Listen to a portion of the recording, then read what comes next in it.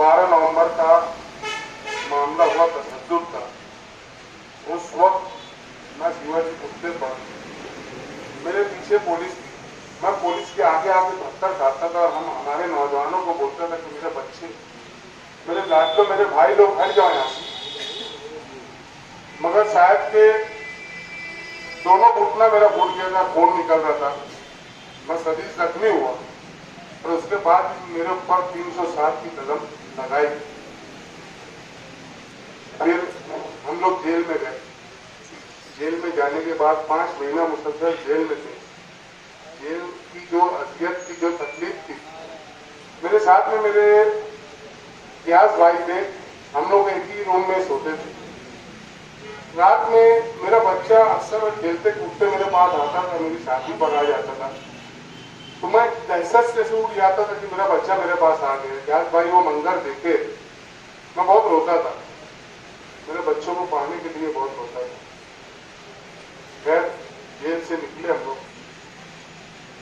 कई महीना गुजरा। मुस्तकीम भाई और शान ही, इन लोगों ने, मैं समझता हूँ मालेगांव शहर के अंदर अगर कोई वाकई में सच्चा लीडर रहा है, जिसने दर्द को समझा, जिसने तकलीफ को समझे, जिसने अजियत को समझे, जिसने जुल्म को समझे, जिसने किसी की बेबसी मजबूरी को समझे, तो वो मुस्तकीम बिजनेसी और शान ही।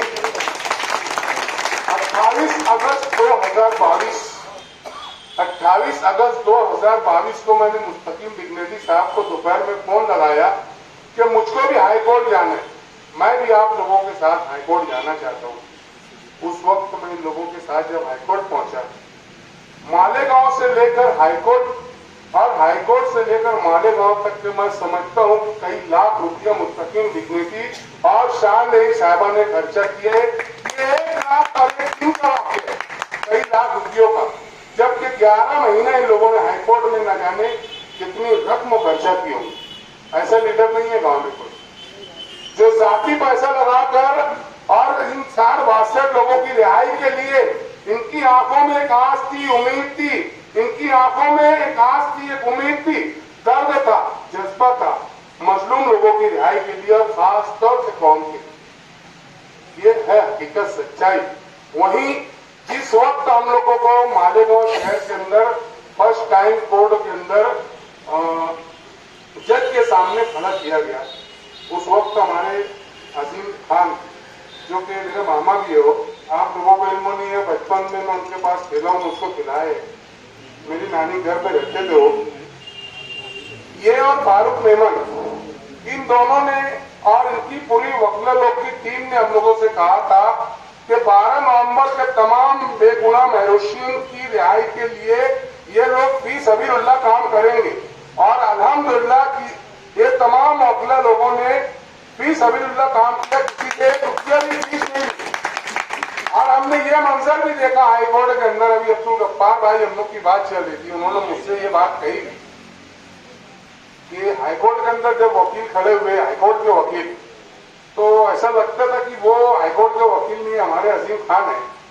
इतने अच्छे तरीके से दलील पेश की इन्होंने, ऐसा लगता था कि यार वाकई में इन्हीं जज को उन्होंने वो मंजर का बस मंजर बयान कर दिया कि ये वाकई में बेगुनाह है, इन लोगों पर जुल्म हो रहे हैं, इन लोगों पर ज्यादती हो रही है, और इन लोगों के ऊपर जो कलम लगाई गई है वो झूठी है। जो कि त्रिपुरा के अंदर जो मस्जिदों को, मुसलमानों की इमलाक को जो नुकसान पहुंचाया था, उसके खिलाफ में त्रिपुरा का जो बंद था वो विश्व हिंदू परिषद ने किया था, और उसने वहां मुसलमानों के साथ ज्यादती की थी। उसके खिलाफ में Raza Academy, All India Sunni Jamiatul Ulama और दीगर तंजीमों ने मालेगांव शहर बंद का ऐलान किया था, और वो भी 12 मार्च 1983 के बंद के जैसा मुकम्मल बंद था, पुरअमन बंद था। लेकिन शरपसंद अनासिर की वजह से उन लोगों ने जो कुछ भी किया, उसका भुगतान अहलियान शहर को 12 नवंबर 2021 के महरूसीन की, जो आज यहाँ पर हम लोग इकट्ठे हुए, उसकी सूरत से भुगतना पड़ रहा है। और ये भी तारीख का एक हिस्सा बन गया है। हम लोगों को किसी से कुछ पूछा नहीं गया, किसी को कुछ बोला नहीं गया, हम लोगों को उठाए उठाकर बंद कर दिए और उठाकर बंद करने के बाद मुसलसल 11 महीने तक के हम लोगों ने जेल की अजियतें झेली है। जेल की अजियतों को हम लोगों ने बर्दाश्त किया है। जामीन के लिए हमारे पेपर रखे जाते थे और निचली कोर्ट से लेके तो बार बार जितनी भी तारीख आती थी हमारी, या तो तारीख नहीं पड़ती थी, या तो कोई बात हो जाती थी, या तो जज बदली हो जाता था।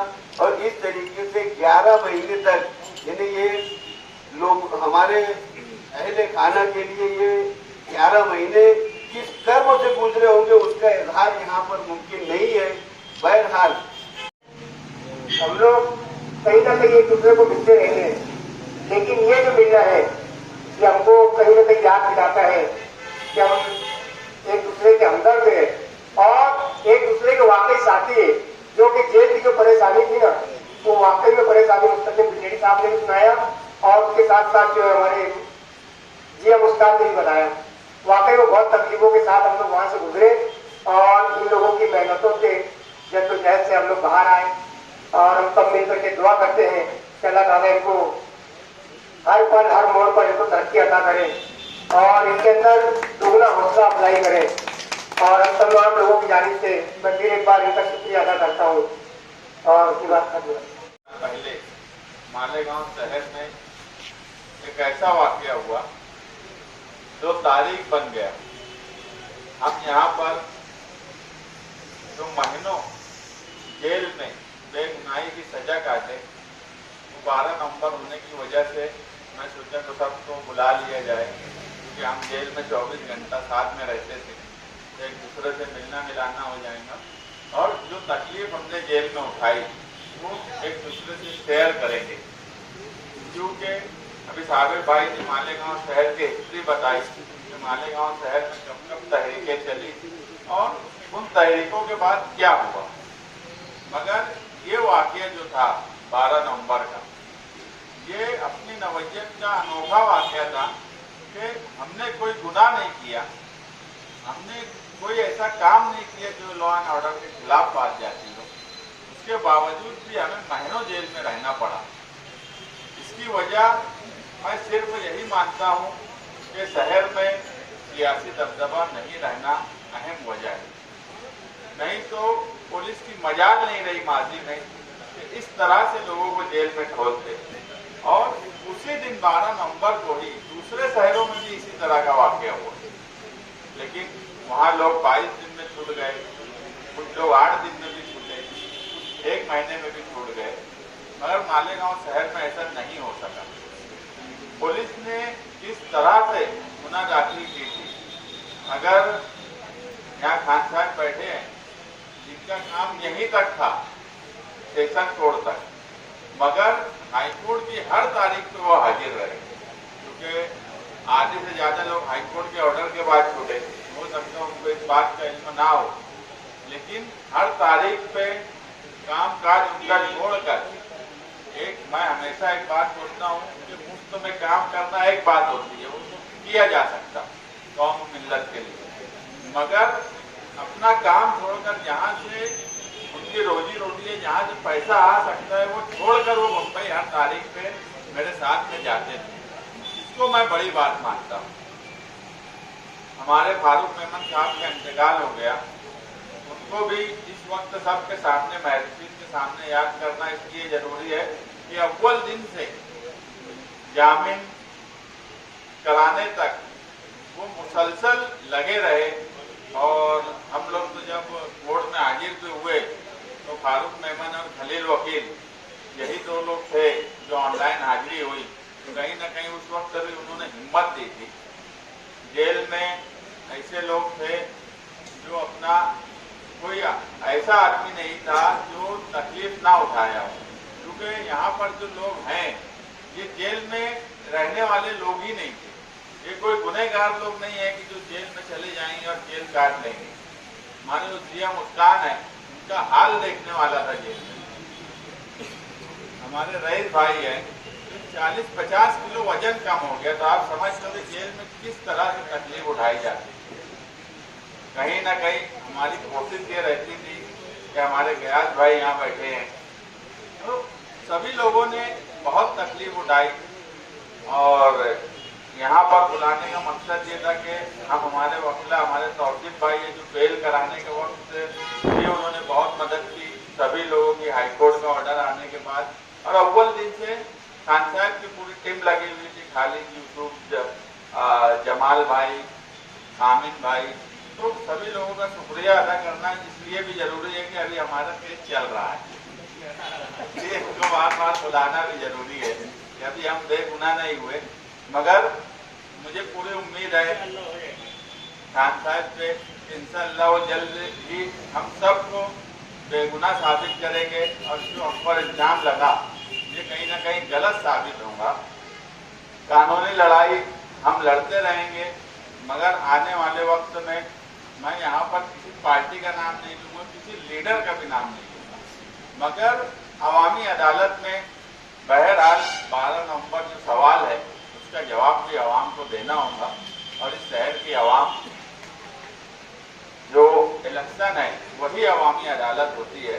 उस वक्त क्या हुआ शहर में, किसकी क्या जिम्मेदारी थी, मुझे नहीं लगता कि मुझे ये बताने की जरूरत है। मालेगांव शहर की आवाम सियासी तौर पर बहुत बेदार है और वो आने वाले वक्त में अवामी अदालत में जरूर 12 नवंबर जो सवाल है उसका जवाब देंगी। और ये 12 नवंबर जो है ये कहीं ना कहीं इस शहर में सियासी दबदबा जो खत्म होगा उसे वापस लाएंगी। मैं यहाँ पर शान हिंद का शुक्रिया अदा करना सबके सामने इसलिए जरूरी समझता हूँ कि जब हम लोग जेल में थे उस वक्त वाहिद ये लीडर थी जो रोड पर आकर एहतजाज करी। हम सब यहाँ बैठे हैं, मेरे ख्याल से सभी लोगों ने न्यूज चैनल पे धरने का और उस वक्त और हम सबके घर के लोग भी उस तहरीक में शामिल रहे। तो ये बड़ी हिम्मत की बात थी। जिस वक्त लीडरान सिटी पुलिस स्टेशन के रोड से गुजरने से डरते थे, मैं लीडरान बोल रहा हूँ, मैंने ये भी सुना कि कुछ लीडरों को जब सिटी पुलिस स्टेशन में हमारे लोग जेल में थे तो आवाज देकर बुलाने की कोशिश किए। तो किस किस्म के वो लीडर थे कि वो उनके पास जाकर उनकी ढाढ़स बनाना, उनको तसल्ली देने से भी डर रहे थे कि जाना नहीं चाहते थे, ये मुझे नहीं मालूम। मगर मुझे जेल में कुछ लोगों ने बताया कि उन्होंने जब आवाज की तो लीडरान से कतरा के भागते थे। ऐसे वक्त में शान हिंद इस शहर में तहरीकों का शहर है, निहाल साहब का शहर है, उसने जिंदा रखा, इसलिए उसका शुक्रिया अदा करना हम सब के लिए जरूरी है जो महरूसिन जेल में रहे। मैं यहाँ सभी लोगों का शुक्रिया अदा करता हूँ जो हम सब जेल में थे, हमने जो तकलीफ उठाई, हम एक दूसरे को देखते रहे, समझते रहे। मैं इतना ही बोलकर अपने